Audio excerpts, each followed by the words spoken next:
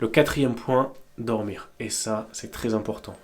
Pour nettoyer un Glock et un Beretta, arme de poing, c'est globalement pareil. Ça, c'est très facile à trouver. Si jamais vous êtes motivé, vous allez voir les régiments, vous allez voir les militaires sur le terrain.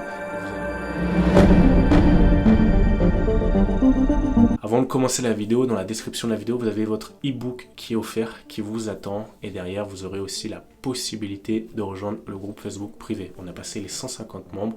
On est même un peu plus que ça, maintenant 160 de mémoire. Donc, c'est le premier lien qui est dans la description. Téléchargez votre e-book. Vous aurez les 6 fondamentaux du survivaliste. Là, c'est d'autres points que je ne vais pas expliquer dans cette vidéo-là. Et ensuite, vous allez recevoir votre invitation pour rejoindre le groupe privé de la résistance. On reprend la vidéo. Dans cette vidéo-là, on va parler du sac d'évacuation parfait selon moi.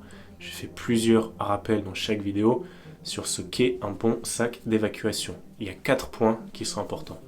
Le premier point, manger, boire, dormir, sécurité. Donc on va détailler chacun de ces points-là pour voir concrètement qu'est-ce que vous avez besoin. Vous pourrez améliorer et agrémenter à votre sauce. Mais je vais vous donner 4 points essentiels sur lesquels vous allez devoir travailler. En tout cas, aller sur de bonnes pistes. Et ensuite, faire vos propres recherches. Vous allez voir qu'au final, c'est la base de tout sac évacuation. Hein. C'est juste que en ayant ces 4 points en tête, vous serez déjà plus dans un axe cohérent. On va commencer par le premier point que j'affectionne tout particulièrement. Vous savez, ça va être la sécurité. La sécurité, c'est quoi? Ça va être tout ce qui est armement. Premièrement, l'armement.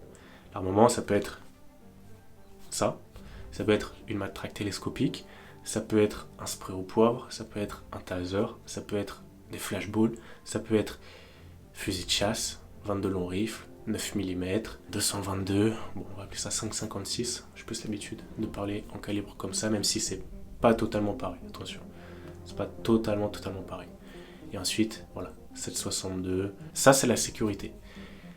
Pourquoi est-ce que je vous dis ça? Il va falloir 2 armes. Quand je dis 2 armes, ça va être 2 armes à feu, pas plus. Parce que votre armement, vous devez le maîtriser.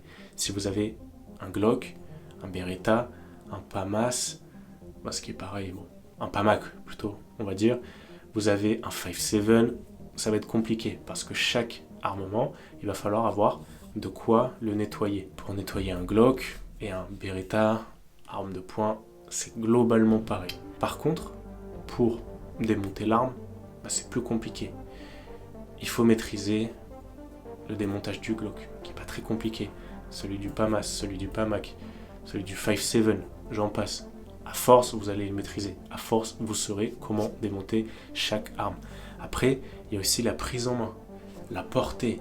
Vous allez connaître votre arme. Vous savez que, par exemple, à 50 mètres, je peux tirer, point visé, point touché. À 75 mètres, il va falloir que je relève un peu. À 100 mètres, il va falloir être un petit peu plus précis. Ça s'est fait. On a vu à l'armée, des personnes qui arrivaient à tirer à 100 mètres avec le Glock. C'est pas non plus impossible. L'efficacité sera moindre, mais c'est possible. Ça, c'est parce qu'on connaît son armement.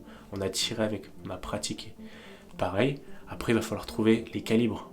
Parce que du 5.7, ça court pas les rues. Ça va être plus simple d'avoir du 9 mm. Et si vous avez un Colt 45, là c'est pareil, il vous faudra du 45. Vous voyez, donc il faut connaître votre calibre, où vous pouvez le trouver, est-ce qu'il est abondant, est-ce que c'est une arme qui est pertinente. Voilà, bon, c'est pas une vidéo sur l'armement.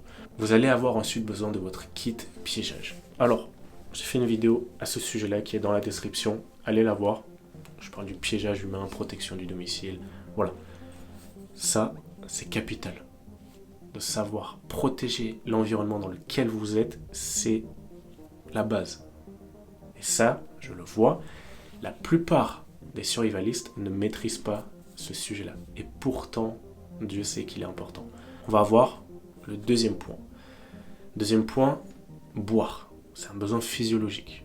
Donc, pour boire, il va falloir déjà un récipient. Une gourde, une bouteille en plastique, une gourde en métal, peu importe. Il va falloir déjà un récipient, de quoi stocker de l'eau. Vous allez ensuite avoir besoin de filtrer cette eau-là. Pour filtrer l'eau, il y a une vidéo qui va arriver, je ne sais pas quand, elle est prévue, je ne sais pas quand vous allez la voir, mais je vais vous faire un petit aperçu. Vous avez les pastilles filtrantes. Ça, c'est très facile à trouver. Si jamais vous êtes motivé, vous allez voir les régiments, vous allez voir les militaires sur le terrain et vous allez leur demander qu'ils vous donnent toutes les pastilles filtrantes eau, les aquatubes, je crois de mémoire ça s'appelait comme ça, aquatab. Vous allez leur dire, donnez-moi tous vos aquatab. À chaque terrain, ces pastilles-là, on les jetait. On s'en servait pas parce qu'on avait toujours de l'eau qui était dans le GBC, dans le camion. On percevait toujours de l'eau. Donc les militaires, ils foutent tous ça à la poubelle. Et pourtant, c'est un putain d'atout. Je sais pas combien ça coûte dans le civil, sur Amazon ou quoi, mais l'armée, on a des stocks. Et des stocks qui partent tous à la poubelle, réellement. Donc allez les voir. Si vous avez des contacts, il n'y a pas de souci. Ils vous donneront ça avec joie. Et même si vous leur donnez un petit billet en échange, je peux vous dire qu'ils vont se bouger pour vous en trouver plein. On a les pastilles, on peut bouillir l'eau, on a aussi le système par évaporation, mais je ne vais pas trop rentrer dans le détail, parce que ça, il y aura une vidéo à ce sujet-là. Boire, c'est important. Alors, si jamais vous avez des stocks d'eau chez vous, que vous arrivez à récupérer l'eau de pluie de vous-même, c'est bien. Voilà, faites des stocks en bouteille ensuite, de manière à le conserver le plus longtemps possible. Troisième point, ça va être manger. Manger, là, c'est un sujet important. On peut tenir 2-3 semaines sans manger, même si ça va vous pénaliser dans votre progression. Pour manger, vous avez besoin de quoi? Je vous laisse un peu réfléchir, ensuite je vous donne la réponse. Déjà une fourchette. J'ai fait une vidéo récemment là, où je parlais de manger avec les doigts, que c'était bien chiant. Ok, là vous voyez par exemple je touche ça, hop, je vais aller aux toilettes, je fais ma vie, et ensuite vous imaginez un peu là manger votre ration comme ça, sans vous laver les mains, c'est compliqué. Une fourchette c'est un confort. Parce que nous, dans les pays occidentaux, j'imagine, pour la plupart, on a tous eu les couverts pour manger. On n'a pas eu les baguettes, ou on n'a pas eu les mains, on a tous eu des couverts. Et donc quand on perd cette habitude-là, je peux vous dire que ça fait tout drôle. Je parle en connaissance de cause. À chaque fois que j'allais sur le terrain, l'un des trucs fondamentaux auxquels je pensais, c'était ma putain de fourchette. Et oui, et une bonne fourchette. Parce que les fourchettes là, pliables, quechua, non, ça, c'est pas top. Donc la fourchette en métal, classique, ça prend pas de place et c'est un confort. En tout cas pour moi. Pour vous, peut-être que ça sera pas un confort. Ensuite, on va avoir besoin de quoi? On va avoir besoin de faire chauffer sa bouffe. Forcément, que ce soit pour filtrer de l'eau ou pour faire chauffer sa bouffe. On va avoir besoin du coup de faire du feu. Donc là, kit feu. Kit feu, c'est quoi? Fire steel, briquet, coton, allume-feu, peu importe. Là, vous voyez, moi je vous donne les axes sur lesquels travailler et après vous allez faire vos propres recherches. Il va vous falloir un kit feu. Donc là, c'est pareil. On part sur une autre préparation. Le stockage des aliments. Alors là, c'est pareil. En situation de survie, on n'aura pas forcément de quoi faire du sous-vide. On n'aura pas forcément l'occasion de faire ses conserves proprement. Attention à ceux qui font leurs conserves. J'ai oublié le nom de la bactérie là. La bossulite. Je ne sais plus comment on l'appelle. Faites attention à ceux qui font leurs conserves eux-mêmes à l'arrache. Ça peut vous tuer. Comment est-ce qu'on fait pour stocker? Il y a une solution très simple. C'est le séchage. Le séchage, vous prenez vos légumes, votre viande, vous attachez un fil et ensuite vous laissez pendre. Vous laissez pendre, idéalement dans un environnement sec, pas humide, sinon ça va pourrir, au soleil. Forcément, ça dépendra des conditions météorologiques. Vous allez mettre ça sur un fil et laisser assécher. Voilà, sur quelques heures, quelques jours, en fonction de l'environnement dans lequel vous êtes. Et après ça, voilà, vous avez de la bouffe qui est séchée. Vous avez la possibilité de faire du fumage aussi. Le fumage, en plus, c'est très bon. Ça donne un bon goût. Et ça permet de stocker ces aliments. Et tout ça, après, l'idéal, c'est d'emballer dans un petit sac plastique, forcément à l'abri de l'humidité. Obligé même. Obligé. Vous allez ensuite avoir tout ce qui va être la chasse, les plantes. Donc là, pareil, pour aller chasser, on a nos fusils de la sécurité. Les plantes, vous allez pouvoir télécharger un petit e-book au format papier, mettre ça dans votre sac évac et au moins vous trimballez avec la connaissance. Voilà, vous avez toujours la connaissance sur vous. Vous baladez avec. Le quatrième point, dormir. Et ça, c'est très important. À l'armée, mon chef de peloton, qu'est-ce qu'il disait? Il vaut mieux dormir peu mais bien que dormir longtemps et mal. Je pense que vous allez comprendre un petit peu. Si jamais je vous dis, ok, tu peux dormir 9 heures cette nuit-là. Voilà, tu es fatigué, tu peux dormir 9 heures. Par contre, que tu as les moustiques qui passent voilà, toute la nuit tu les entends, ils te piquent, ça te réveille, vous êtes enrhumé, donc là pareil, vous allez éternuer toute la nuit, vous allez tousser, vous avez froid, vous n'êtes pas à l'aise, vous avez compris que dormir 9 heures dans cette situation-là, bon, une nuit blanche, ça va vite vous faire chier, vous allez juste attendre l'heure du réveil. Perso, c'est du vécu. Par contre, vous allez dormir 3 heures, 4 heures. Vous allez dormir à l'abri de la pluie, du vent, du chaud. Si jamais vous êtes dans un climat chaud, vous allez dormir à l'abri des moustiques, tout ce genre de choses-là. Mais vous allez voir que 4 heures, vous serez beaucoup plus reposé déjà mentalement, okay, que avoir dormi 9 heures n'importe comment. Ça, c'est très important.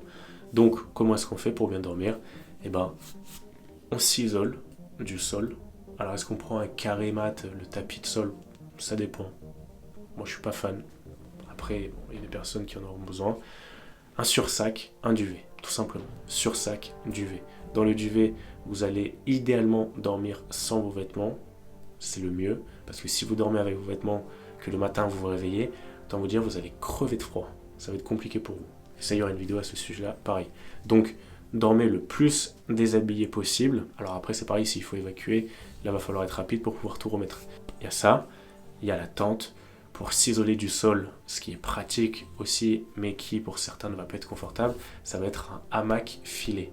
Le hamac filé, il faut faire bien attention à ça, parce que si vous êtes dans un environnement où il y a du vent, les courants d'air, je peux vous dire que si dans le hamac, vous n'avez pas un duvet et un sursac, vous allez avoir le vent qui va vous passer sous le dos toute la nuit, et vous allez avoir très vite froid. Donc attention aussi dans le hamac à bien être isolé.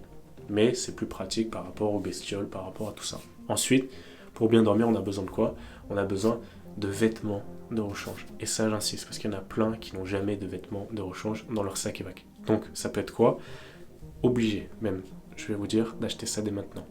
Ça va être les fuseaux de cyclistes courts, au niveau des cuisses, pas les très très longs. Tout ce qui va être aussi pareil, les t-shirts de cyclistes, vous savez, le synthétique qui colle à la peau. Le truc qui colle à la peau, qui vous fait ressembler un peu à un plongeur, là. Vous voyez? Ce genre de vêtements dont je parle, bah ça c'est obligé. Vous allez marcher avec, vous allez dormir avec. Parce que lorsque vous allez marcher, que vous allez transpirer, ça va absorber la transpiration et ça va l'enlever, si on peut dire ça comme ça de manière simpliste. Au moins, vous serez au chaud, vous allez sécher tout votre corps grâce à ces vêtements tactiques-là et je peux vous garantir une chose, c'est que le matin, quand vous allez remettre vos vêtements qui sont encore un peu humides, eh ben, ça va les sécher. Voilà, c'est tout pour cette vidéo. J'espère que ça vous a plu, que c'était assez clair. Voilà, et je vous dis à très bientôt pour la prochaine vidéo. Ciao!